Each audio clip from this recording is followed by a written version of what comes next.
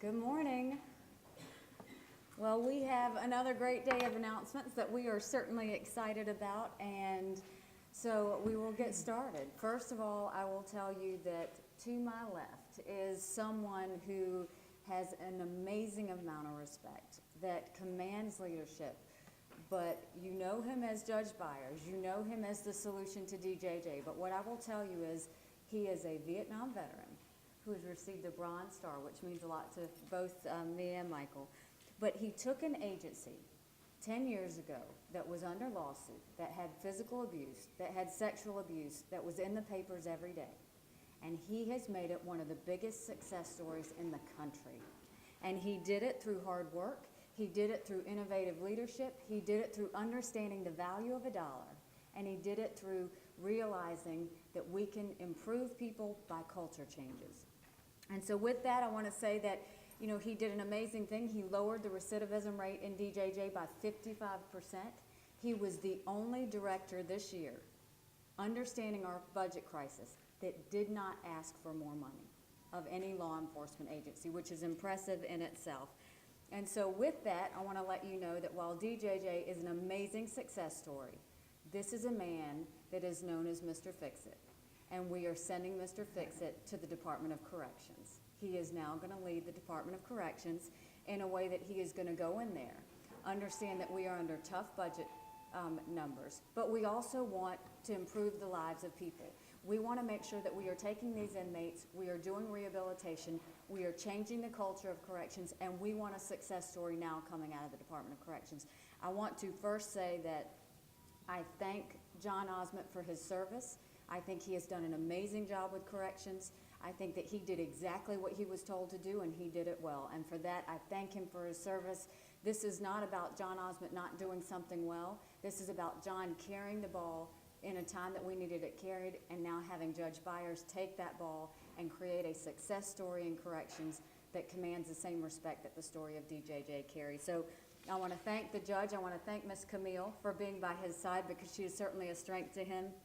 And with that, that brings us DJJ. If you don't know Margaret Barber, she is a staple in DJJ. And the reason she's a staple is she is Judge Byers' alter ego, but she is a strong lady that understands that success comes from thinking outside of the box. She understood the value of a dollar in DJJ. She understood what he needed as his chief of staff. She has been in this since 1968 when she was a probation officer. Am I right?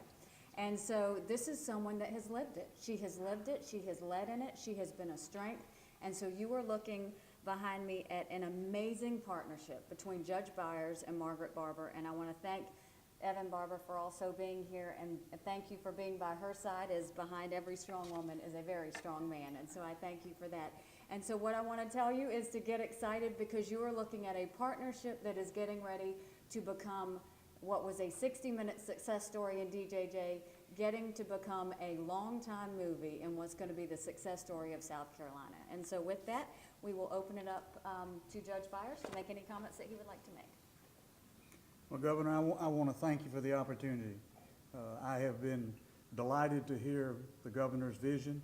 I think one of the things that we really need to do is to merge the Department of Corrections and Triple P. I believe when you do that, you open up all kind of new vistas for things to do that can better protect the public in South Carolina by working on recidivism rates, lowering that, and bringing real rehabilitation to many of the folks who have broken the peace within the communities, and give them a chance to go back and be good citizens.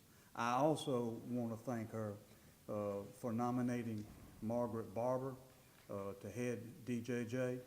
Margaret has been with me for a number of years. She is my confidant. She has been the person that I called upon. She knows more about DJJ and the running of DJJ and what it takes and what these children need and what you need to do to protect the public than anybody else that I have met anywhere. And so I am very comfortable with her stepping in to the shoes of director of DJJ, and for that, as well as the opportunity to be at the Department of Corrections. Governor, I wish to thank you for that opportunity. And now for Margaret. Thank you, Governor, and thank you, Judge Byers. This is certainly a Cinderella story for somebody that started out in 1968 when most of you in this room were not thought of, with the exception of Judge Byers. But it's been quite a trip. Judge Byers and I have shared the passion for children and their families in South Carolina for a number of years. We worked together as he was a family court judge and I was a director of court services in Rock Hill. And we met many times, as that's where I learned to respect him the most, from the bench there, for sure.